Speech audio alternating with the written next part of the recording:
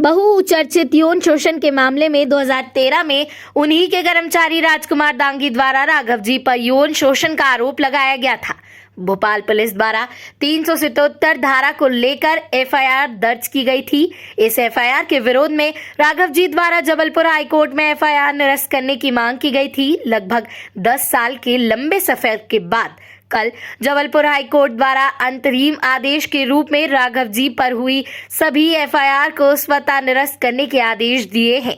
इस जजमेंट की जानकारी लगते ही विदिशा में सोशल मीडिया पर राघव जी को बधाइयां देने का तांता शुरू हो गया। सुबह से ही राघव जी के निवास पर लोगों का जमावड़ा इकट्ठा हो गया। फूल माला और मिठाई खिलाकर लोग राघव जी को बधाइयां देते नजर आए। वहीं इस पूरे मामले में राघव जी का कहना है कि सच्चाई की जीत हुई है और षड्यंत्र का पर्दाफाश। मुझे न्यायपालिका पर पूरा भरोसा था। देर से ही सही पर सही निर्णय लिया गया है। सर पर एक बड़ा बोझ था जो अब हट गया है। मैं पूरी तरह निर्दोष था और अब न्यायालय द्वारा भी मुझे निर्दोष करार कर दिया गया है। वहीं चुनाव लड़ने पर राघव जी ने कहा, मैं आगे कभी भी कोई भी चुनाव नहीं लड़ूंगा। जबलपुर हाईकोर्ट जस्टिस संजय द्विवेदी के एकल पीठ ने अपने आदेश में कहा है कि प्रदेश की राजनीति में महत्वपूर्ण पोर्टफोलियो रखने वाले व्यक्ति की छवि धूमिल करने के लिए प्रतिद्वंदियों के इशारे पर एफआईआर दर्ज करवाई है। आपराधिक कार्यवाही में स्पष्ट रूप से दुर्भाग्यवाद उपस्थिति है। एकल पीठ ने एफआईआर को खारिज करने के आदेश दिए हैं।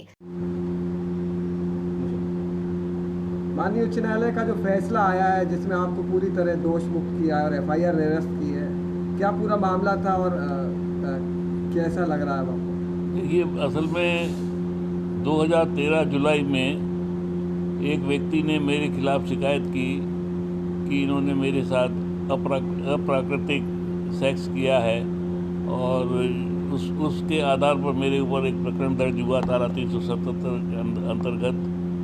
वो प्रकरण भोपाल न्यायालय में अभी भी चल रहा था।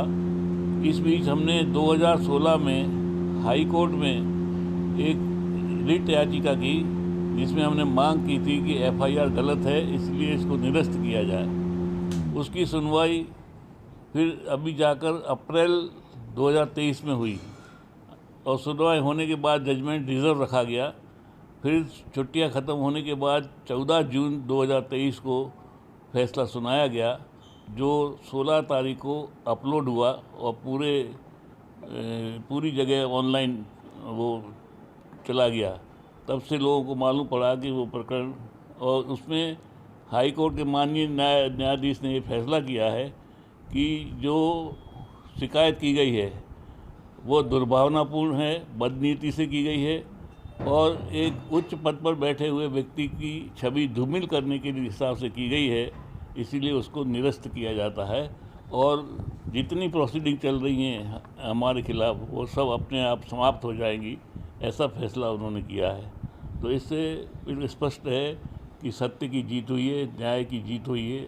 देर जरूर लगी है लेकिन सही फैसला हुआ है और मैं पिछले 10 साल से मानसिक बोझ मेरे ऊपर मानसिक तनाव था, वो भी समाप्त हो गया है और अब मैं स्वतंत्र हूँ बिल्कुल, और ये बोझ हट गया है, इसलिए मुझे प्रसन्नता है। अब कोई आगे चुनाव लड़ने का विचार या पार्टी में? देखिए, मैंने चुनाव न लड़ने का तो बहुत पहले ही निर्णय ले लिया था और उसी निर्णय पे आज भी मैं कायम हूँ कि मैं स्वयं चुनाव नहीं लड़ूंगा, क्योंकि उम्र का भी एक सवाल रहता है। अब 90 वर्ष में प्रवेश करने वाला हूँ अगले महीने, तो इस उम्र में किसी को चुनाव लड़ना नहीं चाहिए। मैं भी नहीं लड़ूंगा।